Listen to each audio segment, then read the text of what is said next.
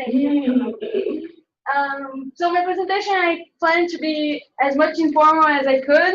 You guys can interrupt anytime. I don't lose the track, so you can interrupt anytime it's not clear. Yeah, she presented my title, so my dissertation looked for a study case. So I was always interested. It's not here now.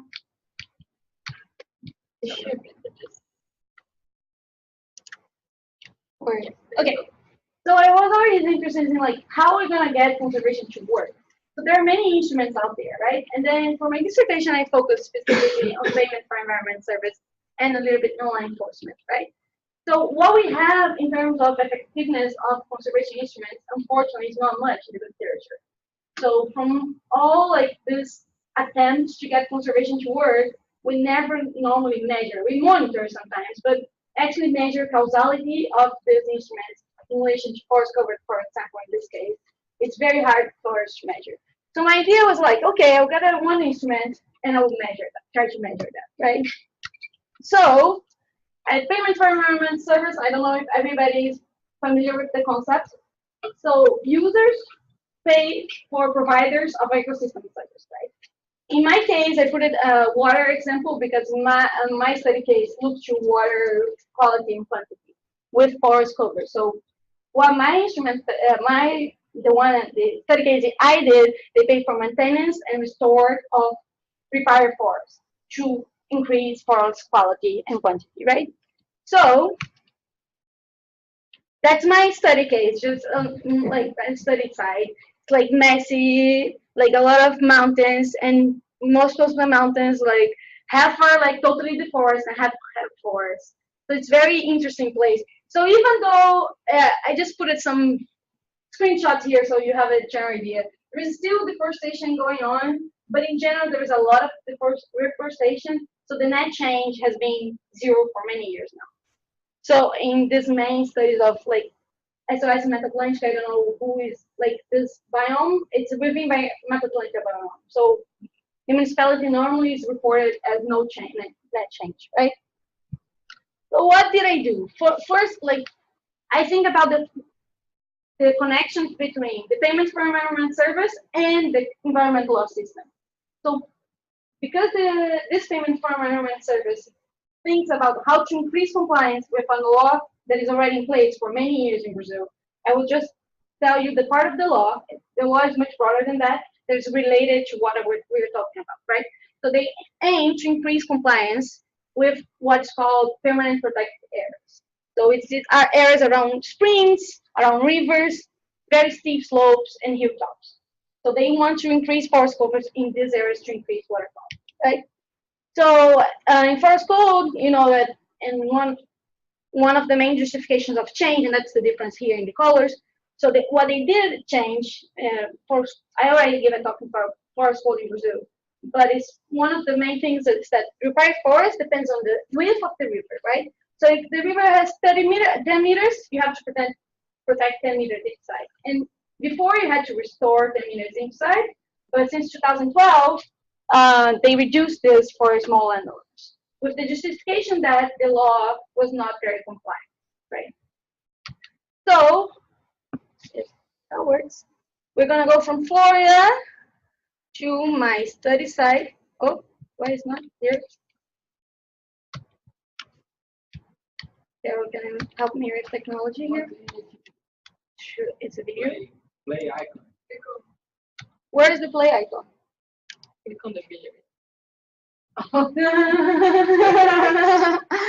Normally for me. So we go to Rio Claro. It's very close to Rio and to São Paulo, the most populated cities in Brazil. And that's more like how it looks, right? Like now. And you can see that most of the river has been clear cut around it, right? Most of the rivers there, they don't have the forest. That's why the incentive of the project came from. And that's what they are trying to achieve. So how they are trying to achieve? They pay landowners, they're not in compliance, they have to agree at least to restore 25% of the areas they are missing for the forest code. And they give additional payments for the areas they already have into forest. So let's say I have 25, I agreed to restore 25% of what I'm missing in my requirements in my forest code, then I get paid for what I have in forest, $12 an hectare a year. But if I agree to restore much more, if I agree to restore like more than 75% of what is missing in terms of my requirements in terms of forest code, they give me a premium, they pay more for my forest that is already standing. Yes. I don't quite get it. So if they have nothing, they have none of their forest. So they get, okay. And they say, I'll do 25%, they get paid for just doing the 25% that they're required. Yeah. They get paid for the areas that they are implementing the restoration. But let's say if I am accepting to restore, but I also have like tons of forests, but they are not in place in the position that the law requirements, right? So I get a premium for accepting to restore more, because restoration is harder to people to accept than forest conservation. And I will get to the logic also. We looked a little bit later, but in general, there are studies that already saw that people tend to agree much more to conserve forests than to restore forests, because they lose production areas very much. So they try to include this logic by giving a premium to whoever accepts to restore more, right? Did you get it? Or not clear yet? Yes. Will they be paid after the tree is already visible, or like they have to say yes, I'm gonna do it in the $12? You just have to say yes, you have to do it. I'm gonna do it. And actually this project goes to your study, to your property, and they do all the work. So you just have to say yes, I wanna participate, and they do the reforestation for you. So it's kind of different from some other projects in the world. So they do everything for them. The landowner just have to say yes, I wanna restore. So in 2000, this project has been going on since 2009, but 2013 they gave a little bit premium for small landowners, because to update the value of payment. So now, depending on the size, it's like 80% more than this, or if you have between 80 and 200 hectares, they give a 50% increase over this. So just adaptation that the opportunity costs change over time for everybody, right? So they try to incorporate that in the project. So it's a well-thought project. There are, I think, 78 properties that joined, that were joined since last year. Like last year, they had 78 properties. And so the region here is a national park, and then here's a dam. That's why you have all this forest cover here. And the rest you can see mostly is pasture area, right? It's very dominated by pasture areas. And the difference between colors of the properties are the different years they joined the project, because they opened 4 possibilities, 4 years of open possibilities for them to join. And that could have an impact too, right? So, and then my second chapter is my first article. I looked to the impact of FATI, that's Produtores de Agrofloresta, that's I'm gonna be talking as FATI from now on forest cover chain, right? So for doing that, I did causality analysis. I don't know if you guys are familiar with matching. So it's basically because these types of instruments, they're not in place randomly, right? So you cannot just control with any base. So you try to match as much as you can, like the people that decided to participate with general people. Ideally, you would try to do that in like individual landowners decision making, but because we have so few landowners, we decided to do as a pixel analysis in trying to incorporate other variables related to decision making, like the size of the property, the proportion that they had in terms of forest. So incorporate like property characteristics within a pixel analysis, right? So just you guys to understand.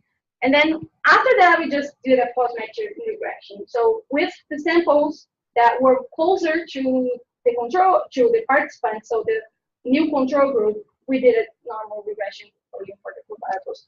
And we did cluster error terms in terms of property. So to consider that a decision making is done in a property, like our error terms are like related to property, right? So we had a lot of improvement in terms of the propensity scores are like all the variables together in one variable. Let's summarize like this, right? So it's a way of showing the variation. So there's a lot of difference before we did the matching between the participants and non-participants, and you can see that we got a lot of like similarity. So our sample was much more similar for our matching regression, right? So our results. In green, I hope nobody's colorblind because now I just saw that there's red and green, but in green are the ones that were reforced within the properties participating. So in blue are the ones that were reforced within the non-participant properties, and then in red you have the ones that were deforced in participants and non-participant properties, and in pink the ones that were deforced in non-participant properties. Just to point out, there's a big issue of scale here. I put the pixels much bigger than they are just to show in the map, so otherwise you would not be able to see it. It's not that amount of forest cover change, okay? It's just illustration. So, and all these pixels stay the same, right? So they didn't change throughout these years. So whatever was faster, maintain its faster, whatever is forest, maintain its forest, right? So what we found out, there was an increase of 1.54 percentage points increase in forest cover change due to the project, existence of the project.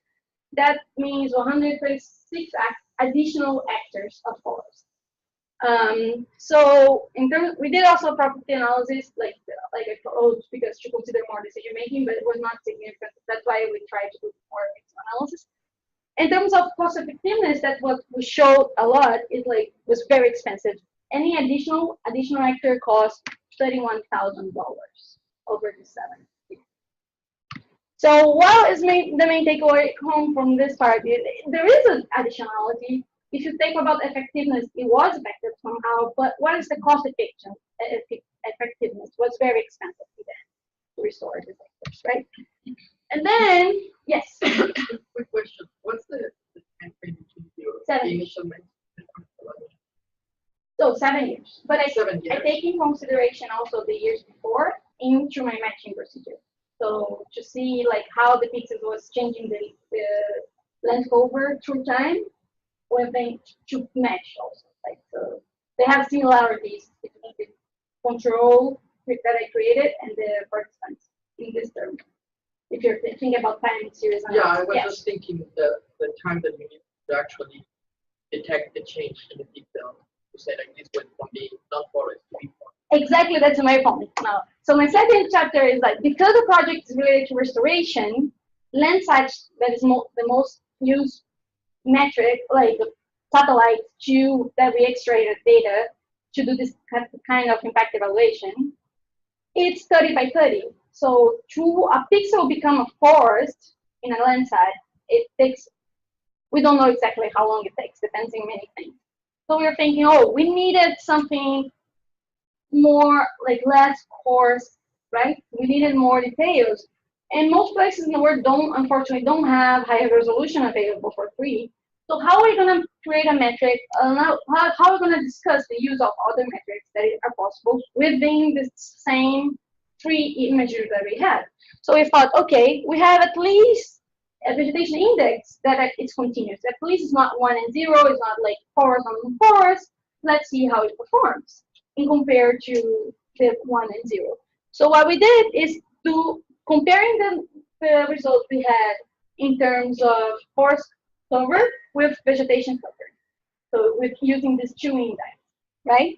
And then I use NDVI, that is normalized different vegetation index, the most used remote sensing index. And we use a NDMI, this moisturized index, because it was shown in Amazon, for example, that is the best one, the best vegetation index to capture regrowth. So we're like, oh, we're interested in regrowth. What are you gonna use? Okay. So what did you find? Very different results. So you can see that that is a problem here. So because this is index point and this is percent point, right? But they have very different. Like one is almost twice the other, right? So it's not consistent between the change between the vegetation index it shows a very different impact. So that was a main thing for home for this one. But we're thinking, okay, but how are we going to incorporate this to inform policy?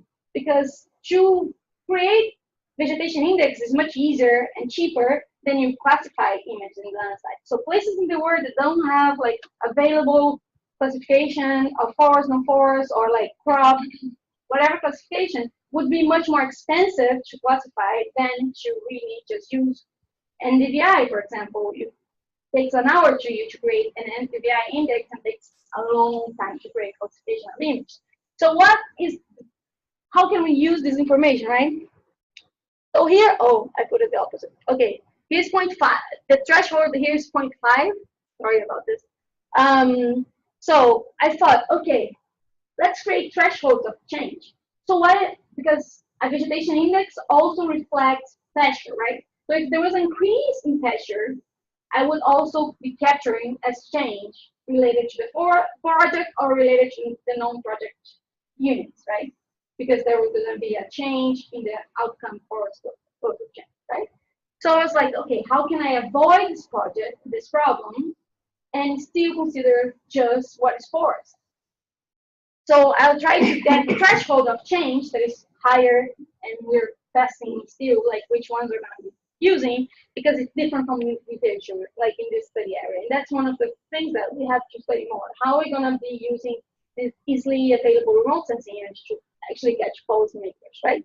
So if you use a threshold of 0.5, 0.5 difference, you get these pixels. These pixels were the ones that changed. The blue ones are the ones that are participants in the project, and the yellow one is the ones non-participants. This would be all reforestation. But if you increase the threshold for 0.2, you would have to see all these pixels. So what would be interesting? You're gonna be like, you can slowly increase that and check what is the threshold of like with higher resolution images, if you have any. Like you could get sent back to the remote sensor and say, okay, from this result, that's what we found. How is that related with really forest cover and not just vegetation change, right? So that's the main takeaway. Home is like the remote sensing option that does change your impact evaluation results. So that's kind of important in terms of discussion in methodology. And the last chapter, I looked a little bit of participation in the Payment for Environment service, trying to understand the motivation to participate, trying to understand the perceptions also between why people participate and why are the perceptions between in relation to environment regulation, and what's the interaction of those. How do people that participate see the environmental regulation? Does it change in relation to the non-participants in relation to the environment regulation, right? So I went to the field joining two main social theories related to this thing. Yes.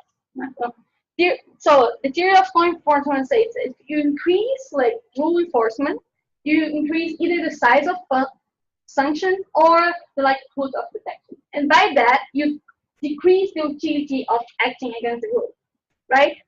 And the payment for environment service should, in this case, should increase the utility of acting within the rule, because they are paying you to acting within the rule, right? So both of them should promote behavior decisions, and if they do promote change in behavior, they should improve resulting environment action.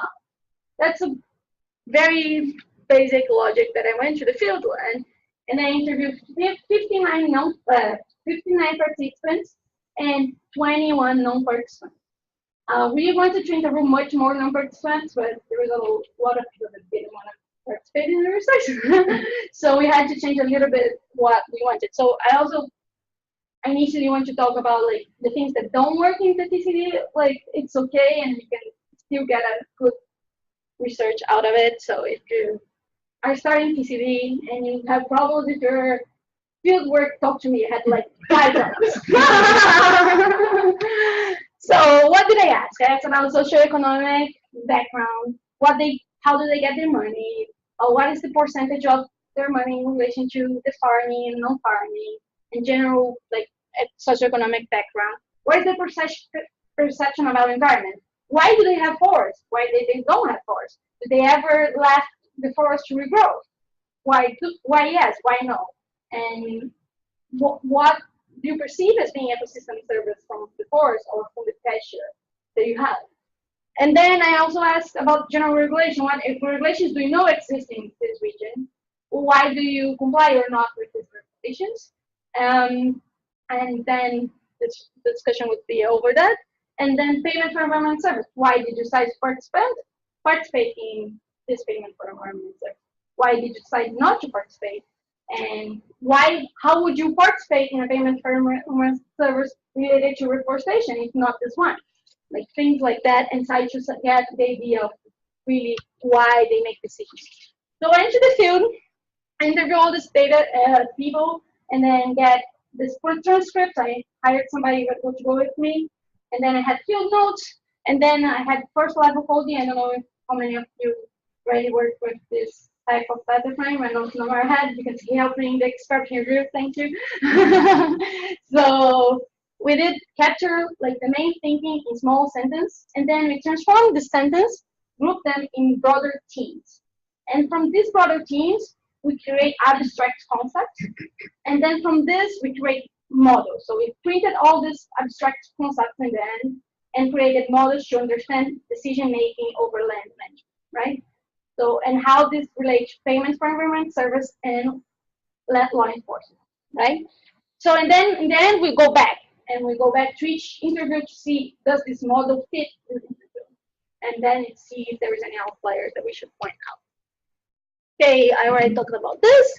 So what we had in the end that our initial thought participants, non-participants thing was less important than what we called insiders and outsiders. Insiders were the people that depended on the property. So they had the property as the main source of income or a very important source of additional income. And they lived, like they farmed, they had activities related to the property, right? And these people had the calculated motivation much more important for their decision making than the social and the intrinsic motivation, right? So when you enforce law for these people, they change the perception of calculated motivation. It has a lot of impact on the behavior decision, right? And if you also check this here in the model, like the decision making to join PATH was not very important for these people. And actually, most people only join PATH if it was easy. So they only joined this payment for environmental service if it was easy, because it didn't change. It was not a very high payment, and they perceive the reforestation as being non-enforced. They perceive deforestation as being an enforced rule, but reforestation, they really think nobody will ever enforce that. So why would I join? That doesn't make me, like, it's not related. So while we thought that initially it was related, it was not. So how we're also related that because some of them, there's a thin line, there is a process in Brazil called Cadastro Ambiental Rural. So they had made people to register the properties within a system, right? Saying what was the percentage of forest, what was not. And some people had some change, not many. It's not, would not be, if we did a sample, probably would not be. But some people think it's like, oh, now that they did the system, they might start enforcing reforestation. So we'll join. But the main thing was, they only would join if there was no impact on protection. Nobody had any impact on their protection. Nobody that joined practically, right? So the outsiders, in the other way, the normative and social motivation was much more important. They have the property, because they have the property mostly for leisure and additional income. So they would go, most people like to be in the forest, they like the visual of the forest, they use as like leisure, they make friends. So it's a very different type of decision making. So the law enforcement, they usually say, I like law enforcement. I wish there was a lot of law enforcement here, because then it would be more beautiful here, right? So it's a very different type of mindset. But these people also just join PATH also because it looks good to be in a project. Why not join a project that would help me and has environmental motivation if their idea goes similar to my norm ideas, my values, right? So, and then, but interestingly, like although they didn't require any behavior change, it did have some positive environment outcomes because the project does everything for them, right? So what I thought as being bad, because like they're not participating, and there's a lot of studies in the literature that participation, the more increased participation, the more you get participants. But in this case, it was the opposite. If they made everybody work, they would have much less people participating for sure. So, and then the non-participants, what they change is like that would impact their production. So they decided not to participate, or would be very hard. They would have to go through all this bureaucracy, go there. Why bother? They would say payment's not worth it. Why bother, right? So that were the main reasons not to participate, right? And then, so with this, we adapted my initial model thinking. Oh, that is something that I didn't point out so well. A very important thing that showed up and was not thinking by me before was the corruption. So they really believe, even though they are caught, they can pay, and it would be worth it. So the perception of systematic corruption in place made them not do whatever they wanted in relation to their force and not consider there was so much implicit. Right? So I had to include in my model that the perception of corruption has a big impact in like how if you increase law enforcement, how that increase is gonna really affect the utility of action. So I include that in my model, and also we realized that payments for environmental service did not have any connection with environment law at all. For them, they didn't see things as related. So payment for environment service was, and also did not require behavior change as I thought, right? So it was the opposite of what I was expecting, right? So they did not require behavior change, but they did result in environmental change. So what are the main things? Play homes from this one? This part was like insiders and outsiders are much more important than participants and non-participants. That is normally discussed in payment for environment literature. So people maybe should go back and understand what is the proportion of insiders and outsiders within their sample. Also, the decision making was not mainly driven to participate by calculated motivations, and the logic of payment for environment service is that it's rational choice, so people are going to be driven by money, pretty much. And then, if the payment did not have any, did not require behavior change, but resulted in additional outcome, and the perception of systematic corruption, as I told you, very important. And too strict regulations help people to choose not to allow forests to grow back. So that is a point that I didn't comment, but many people had what I call negative opportunity cost. They would have an annual expense just to not allow forests to grow back. So they could keep, because they think the perception over deforestation is higher than reforestation, right? So once the vegetation becomes a forest, they think I will never be able to touch that again.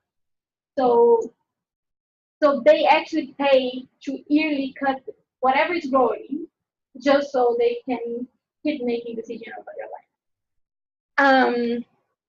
So and then there's a lot of policy implications in terms of how we're going to discuss this in terms of effectiveness, how we're going to be thinking of using these instruments within the law that we are already in place. For example, one of my suggestions was, I don't think a payment for environment service that increase law compliance should be permanent, should be forever. That is one of the main concepts of payment for environment service. It's like, it should be forever. In my case, I think, and most people, their thing should tell me actually, that if it becomes permanent, it's not fair with the ones that were already complying with the law all this time, because there is not money, not everybody can join the project. There is a limit number of people that can join because of budgets for conservation, right? So thinking about this, how the additionality of this type of project can be compared with like just law enforcement additionality was something that I wanted to do, but unfortunately in Brazil they don't keep very much track of the places they try to enforce law enforcement and this kind of thing, so it was harder in terms of spatial analysis to do it. And thank you so much. I got this funding throughout my dissertation. I want to thank my mentors, my other committee members, these two guys that without them I would not have finished my dissertation, my art gurus, my roommates that were essential for my happiness in the city, and a lot of other people that, okay, that have made my journey here. So thank you so much.